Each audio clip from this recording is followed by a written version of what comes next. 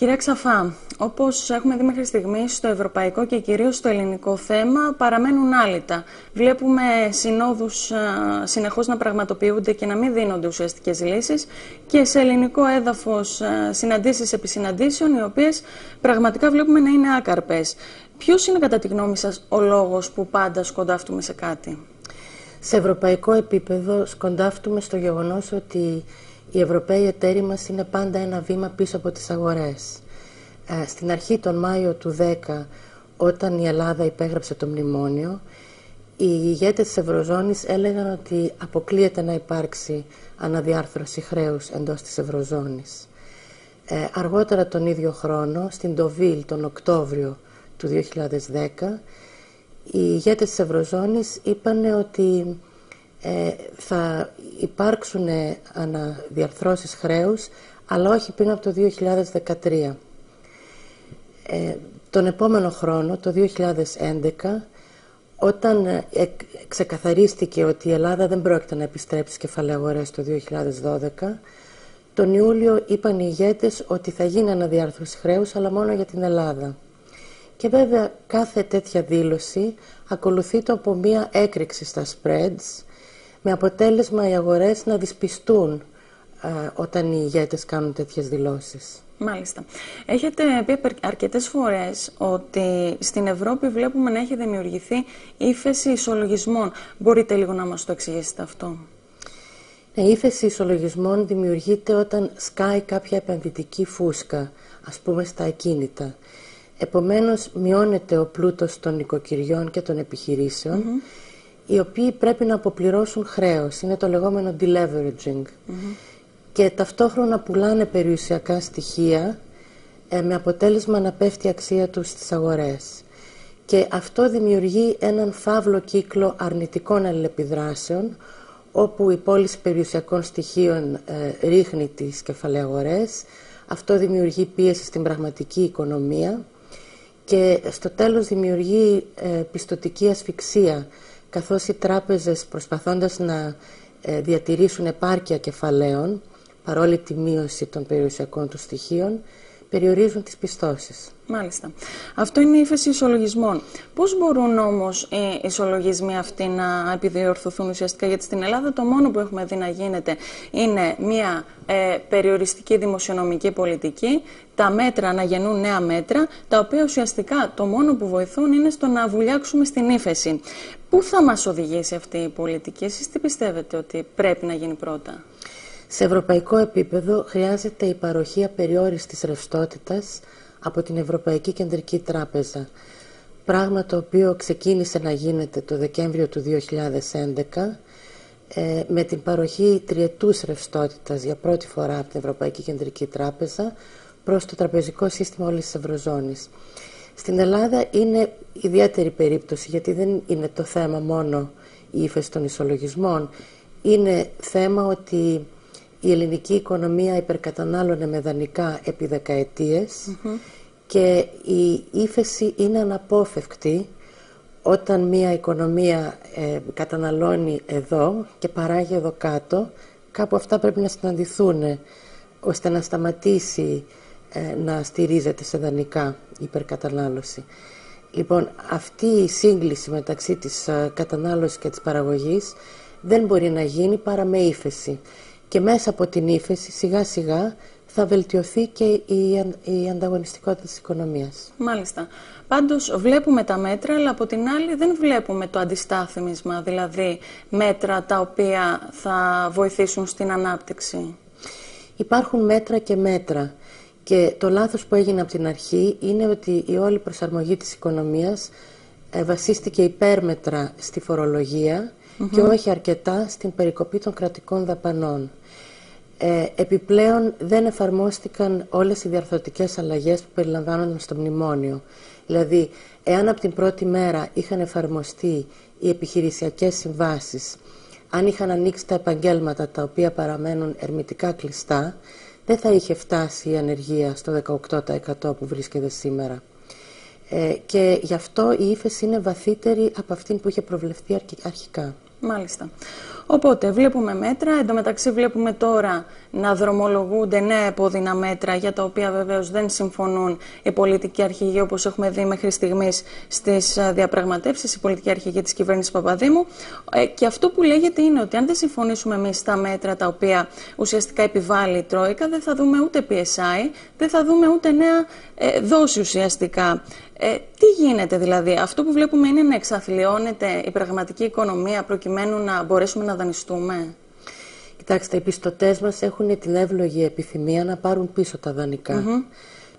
Πράγμα το οποίο δεν θα συμβεί εάν εμείς συνεχίζουμε να υπερκαταναλώνουμε με τα χρήματα που μας δανείζουν. Και γι' αυτό επιμένουν, για παράδειγμα, στην μείωση των μισθών, που η κατώτατη μισθή στην Ελλάδα είναι υψηλότερη από ό,τι είναι στην Πορτογαλία ή στην Ισπανία. Λοιπόν, λένε ότι για να γίνεται ανταγωνιστική, βέβαια είναι πολλά τα προβλήματα, δεν είναι μόνο το μισθολογικό κόστος, αλλά το μισθολογικό κόστος είναι και αυτό ένα στοιχείο του κόστους των επιχειρήσεων. Και γι' αυτό επιμένουν στη μείωση των μισθών. Είναι αλήθεια ότι αυτό σε κάποιο βαθμό εντείνει την ύφεση, αλλά όπως είπα, η ύφεση είναι αναπόφευκτη, όπως είπα, σε μια οικονομία που πρέπει να συμπιέσει την κατανάλωσή της. Η κατανάλωση συμπιέζεται και με τη μείωση της πιστωτικής επέκτασης προς τα νοικοκυριά και τις επιχειρήσεις και με τη μείωση των εισοδημάτων, δηλαδή των μισθών. Και αυτό είναι αναπόφευκτο. Μάλιστα.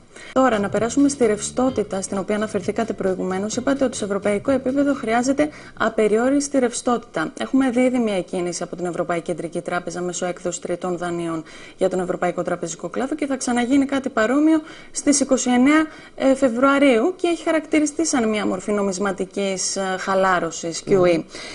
Θα ήθελα να μας πείτε αν αυτό θα μπορούσε να θεωρηθεί σαν λύση σε όλη αυτή την κατάσταση, την ώρα που βλέπουμε και το EFSF, τον προσωρινό μηχανισμό στήριξης, να μην διαθέτει τα απαραίτητα κεφάλαια, τα οποία είναι πολύ πιθανό να χρειαστούν Ιταλία και Ισπανία. Ναι, η Ευρωπαϊκή Κεντρική Τράπεζα μπορεί να βοηθήσει μόνο στην παροχή ρευστότητας, αλλά τελικά οι λύσεις πρέπει να προέλθουν από τις κυβερνήσεις. Η Ιταλία μέχρι στιγμής δεν έχει χρειαστεί να δανειστεί από το Διεθνές Νομισματικό Ταμείο, αλλά θα ήταν και αυτό μια λύση που έχει προταθεί. Η Γερμανία αντιδρά στο να μετατραπεί το EFSF σε τράπεζα ώστε να έχει πρόσβαση σε δάνεια από την Κεντρική Τράπεζα, λέγοντας ότι αυτό θα δημιουργήσει πληθωριστικούς κινδύνους. Η αλήθεια βέβαια είναι ότι σε μια οικονομία της Ευρωζώνης που βρίσκεται σε ύφεση είναι απίθανο να δημιουργηθεί πληθωρισμός όσο η αύξηση του εθνικού προϊόντος παραμένει αρνητική το 2012, όπως προβλέπεται να παραμείνει. Μάλιστα, οπότε ο αντίλογος δημιουργίας πληθωρισμού σε περίπτωση τυπώματος χρήματος ουσιαστικά δεν υφίσταται, θα μπορούσαμε να πούμε. Σε αυτή τη συγκυρία, βέβαια κάποια στιγμή όταν επέλθει η ανάκαμψη, τότε θα υπάρξει θέμα. Μάλιστα. Τώρα, να πάμε και στο θέμα του PSI. Θα ήθελα να μας πείτε ποιες είναι οι εκτιμήσεις σας, γιατί βλέπουμε μέχρι στιγμής ότι υπάρχουν ανοιχτά θέματα και στη συμμετοχή των ιδιωτών και στο ποσοστό του haircut, το οποίο έχει αποφασιστεί στο 50%, αλλά εκτιμάται ότι θα ανέβει ακόμα υψηλότερα. Εσείς ποια πιστεύετε ότι θα είναι τελικά η εξέλιξη που θα έχουμε και ποια είναι πιο βολική? Είναι μάλλον απίθανο να συμφωνήσουν όλοι οι ιδιώτες ομολογιούχοι στο κούρεμα κατά 50%, και με έκδοση νέων ομολόγων με χαμηλό κουπόνι. Επομένως, το πιθανότερο είναι ότι θα χρειαστεί η Ελλάδα αναδρομικά να περιλάβει ρήτρες συλλογικής δράσης στα υπάρχοντα ομόλογα, ώστε να αναγκαστεί η μειοψηφία των ομολογιούχων να δεχθεί τους ίδιους όρους που δέχεται η πλειοψηφία. Και αυτό θα σημαίνει παράλληλα και selective default? Ναι, σημαίνει αυτό και σημαίνει ότι τα CDS θα πρέπει να πληρωθούν. Δηλαδή, όσοι έχουν αγοράσει ασφάλιση τροπιστωτικού κινδύνου θα πρέπει να πληρωθούν. Αλλά αυτό αφορά μόνο τον ιδιωτικό τομέα. Είναι πληρωμή από έναν ιδιώτη προς έναν άλλον ιδιώτη. Δεν εμπλέκονται οι κυβερνήσεις αυτό. Μάλιστα. Και σε ό,τι αφορά την συμμετοχή της Ευρωπαϊκής Κεντρικής Τράπεζας στην ανταλλαγή ομολόγων, ποια είναι η άποψή σας? Η Ευρωπαϊκή Κεντρική Τράπεζα αγόρασε το 2010 γύρω στα 55 δις ελληνικά ομόλογα, με μία έκπτωση της τάξης του 25% από τη δευτερογενή αγορά. Οπότε το μόνο βέβαιο είναι ότι δεν πρόκειται να αποπληρωθούν αυτά τα ομόλογα στην ονομαστική τους αξία, αλλά στην χειρότερη περίπτωση για την Ελλάδα θα αποπληρωθούν στην τιμή στην οποία τα αγόρασε η Ευρωπαϊκή Κεντρική Τράπεζα από τη δευτερογενή αγορά, και στην καλύτερη περίπτωση για την Ελλάδα πάλι θα κουρευτούν και αυτά κατά 50%, που σημαίνει όμως ζημίες για την Ευρωπαϊκή Κεντρική Τράπεζα και ανάγκη επανακεφαλοποίησης της Ευρωπαϊκής Κεντρικής Τράπεζας. Οπότε τι σημαίνει αυτό? Οπότε σημαίνει ότι οι κυβερνήσεις της Ευρωζώνης θα πρέπει να βάλουν βαθιά το χέρι στην τσέπη, όχι μόνο για να δανείσουν την Ελλάδα, αλλά για να επανακεφαλοποιήσουν και την ΕΚΤ. Μάλιστα. Τώρα, πριν να ολοκληρώσουμε για το PSI, να πούμε και να αναφερθούμε και σε ένα άλλο θέμα, το οποίο έχει να κάνει και με την συμμετοχή των φυσικών προσώπων. Ακούγεται το τελευταίο διάστημα ότι θα συμμετέχουν και ιδιώτες φυσικά πρόσωπα στην ανταλλαγή. Πώς το σχολιάζετε εσείς αυτό? Αυτό που άκουσα, αλλά δεν είναι επιβεβαιωμένη πληροφορία, είναι ότι οι ιδιώτες θα αποζημιωθούν μέχρι ονομαστικής αξίας 100.000 ευρώ. Ακριβώς. Δηλαδή, όποιος έχει αγοράσει ομόλογα του ελληνικού δημοσίου μέχρι 100.000 θα αποπληρωθεί στην πλήρη ονομαστική αξία τους. Όποιο ποσό έχουν αγοράσει οι ιδιώτες από εκεί και πάνω θα κουρευτεί και αυτό κατά 50%. Πολλές φορές έχετε αναφερθεί στην ιδέα των ομολόγων Brady στην Ευρωζώνη. Θέλετε να μας πείτε για αυτό λίγα λόγια? Αυτή είναι μια ιδέα που ξεκίνησε από την λύση που βρέθηκε στην κρίση των χρεών της Λατινικής Αμερικής τη δεκαετία του 80, όπου εκδόθηκαν νέα ομόλογα με ονομαστική αξία μεταξύ του 30% και του 70% των αρχικών δανείων, γιατί τότε είχαμε δάνεια, δεν είχαμε ομόλογα. Και έτσι τα δάνεια αντικαταστάθηκαν από αυτά τα ομόλογα που είχαν χαμηλότερη ονομαστική αξία. Και έτσι μπόρεσαν οι χώρες της Λατινικής Αμερικής να ξεπεράσουν το βάρος του χρέους και να αναπτυχθούν ξανά. Σε κάποιο βαθμό αυτό γίνεται τώρα με την ανταλλαγή χρέους που θα κάνει η Ελλάδα.